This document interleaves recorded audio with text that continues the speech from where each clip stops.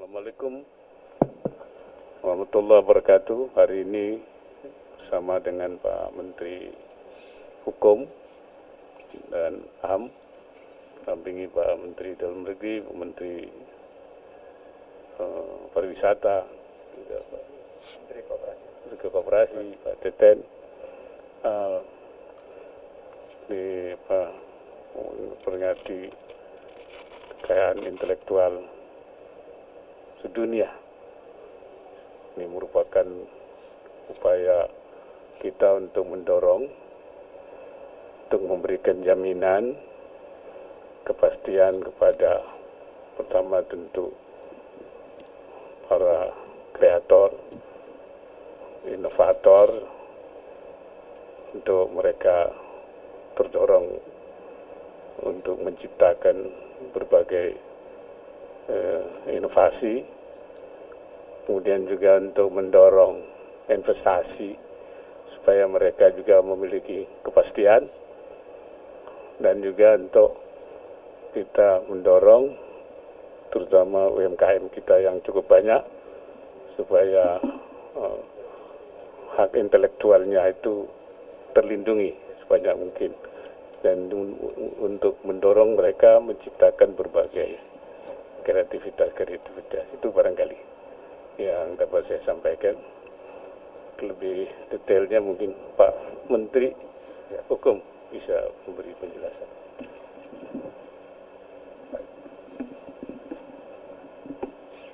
Ada mau tanya?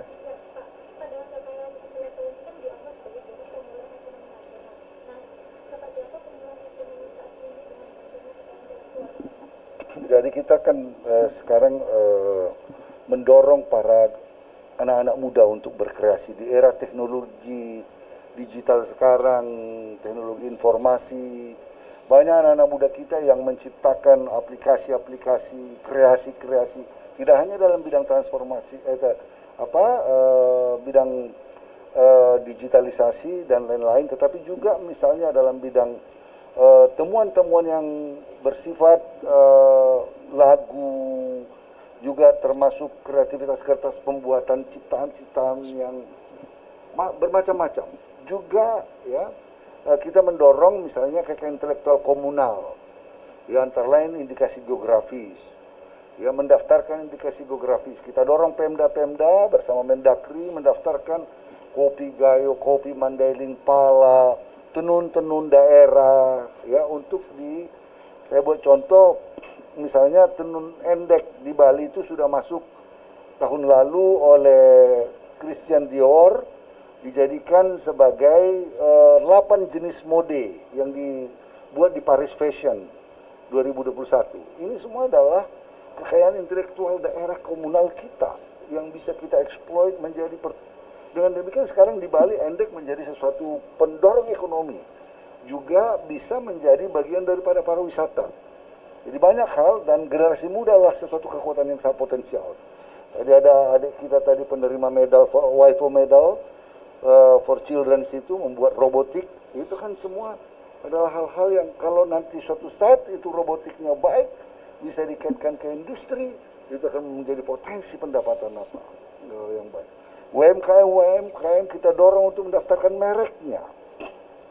Kalau mereka punya resep-resep makanan yang baik dan hebat, dorong mereka daftarkan hak ciptanya sehingga terlindungi dia. Gitu. Jadi kira-kira begitu, ya.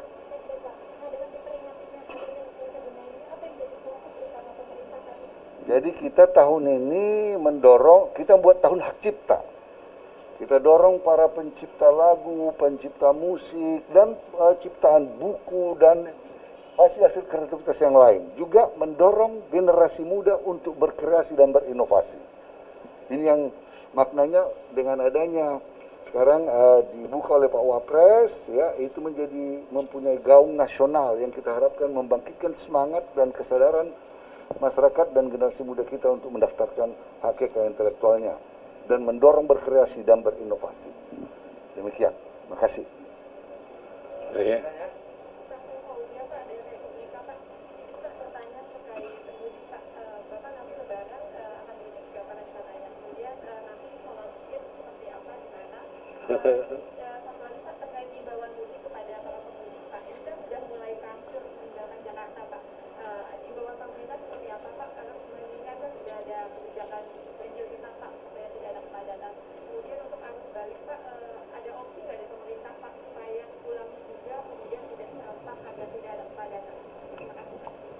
Ya, saya kira kalau pemerintah sudah memberikan kesempatan untuk mudik tahun ini, ya karena itu diperkirakan bisa antara 70-80 juta orang mudik.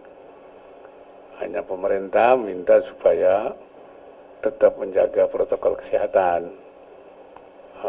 vaksinasinya supaya di booster supaya aman, dan memang diharapkan mudiknya tidak pada waktu serempak sehingga berbarengan, itu akan bertumpuk nanti di jalan, nanti bisa 2 hari 3 hari sampai ke daerah di Jawa Tengah, jadi malah Presiden supaya cepat-cepat yang mudik itu, sehingga terjadi mudik yang berangsur-angsur. Saya kira begitu juga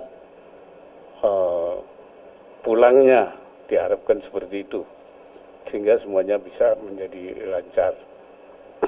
Jangan membawa COVID dari Jakarta ke daerah atau dari pusat-pusat provinsi ke daerah, dan sebaliknya jangan bawa juga kembalinya dari daerah ke pusat. Nah, ini yang harus dijaga protokol kesehatannya. Begitu juga di dalam rangka pelaksanaan Idul Fitri nanti, ya memang kita membolehkan di lapangan, di masjid, semua boleh, hanya memang protokol kesehatan harus dijaga. Itu. Saya sendiri mungkin saya akan sholat di Jakarta, mungkin di Istiqlal saya akan mengambil rencana yang saya ambil. Kalau mudiknya, saya tidak jauh, mudiknya itu kan dekat sekali, saya di Banten situ hanya 1,5 jam. Jadi mudik buat saya itu 1 bulan bisa 2 kali. Jadi memang karena memang dekat. Saya kira itu. Ya.